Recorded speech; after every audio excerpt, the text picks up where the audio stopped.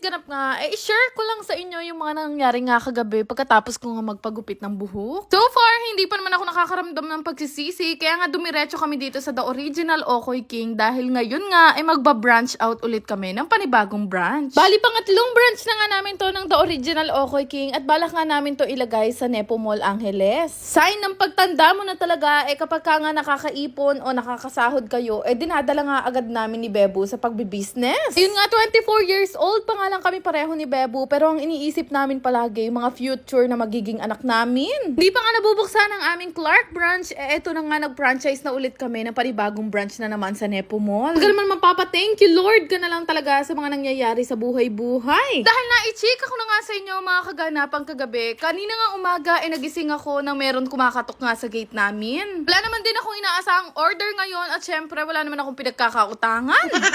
Napaka-sweet naman talaga ni Mami Keng dahil pinadalhan nga niya ako na niluto niya nga pata. Kaya kami nga aalis ngayon, kaya sabi ko mamayang gabi na lang namin to ulamin. Punta kasi kami ngayon ng Walter Mart Baliwag para i-check nga yung mga stuff namin na ilalagay namin sa Clark branch. O diba, nag-curl pa talaga ako ng buhok para ma-achieve nga ang Korean look na gusto ko. Ano ba guys, kahapon pa may nagsasabi sa akin na kamukha ko nga daw yung isang Korean. Ito nga yung itsura niya at hindi ko nga matandaan kung anong pangalan niya. At syempre pinalakad din ako ni Bebo na magkasubukan na kung sino ang pinaka-Koreana sa aming dalawa. Naksyuta.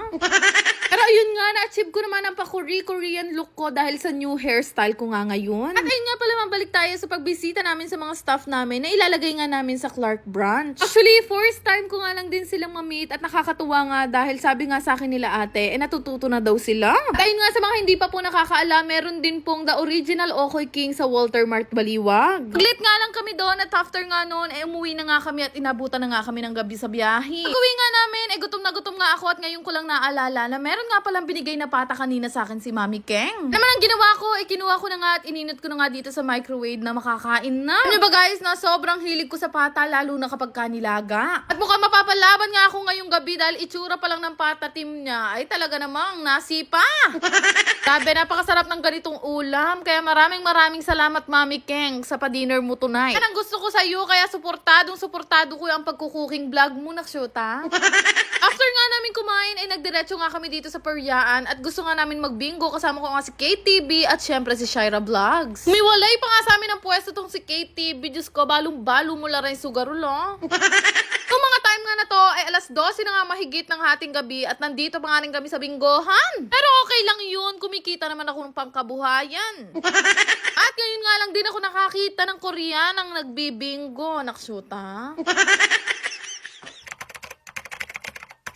Gusto ko lang i-share sa inyo itong pinaglilibangan ko ang laro na Masaya Game. Siyempre, ito po ay bawal sa mga bata at paalala lang, ito ay libangan lang. Para makagawa ka nga ng account dito, kailangan mo lang naman mag-register gamit ang iyong phone number, mag-create ng password, ilagay ang verification code at mag-confirm. Referral ID naman ay makikita mo nga sa comment section. Napakagaling nga kasi may pa-daily bonus talaga sila araw-araw. Ganun lang kadali, magkakaroon ka na nga ng account dito sa Masaya Game at napakaraming ang pwedeng pagpili ang laro dito. Siyempre, bago ka makapaglaro, ay kakailanganin mo muna nga mag-cash in gamit nga ang inyong mga GCash account number. 100 pesos nga ang minimum, 30,000 naman ang maximum. After nga nun ay makakalaro na nga kayo at gaya nga nito, nilaro ko nga itong Golden Emperor na palagi ko nga nilalaro. Tutuwa ako dito kasi napakadali niya lang talagang laruin tapos ang laki talaga ng napapanalunan ko. Kakatuwa lang kasi kapag ka naiinip ako at wala talaga akong magawa, ito nga yung ginagawa kong libangan. Ay tingnan nyo naman, papindot-pindot lang ako, nananalo na ako ng malaki gaya nito.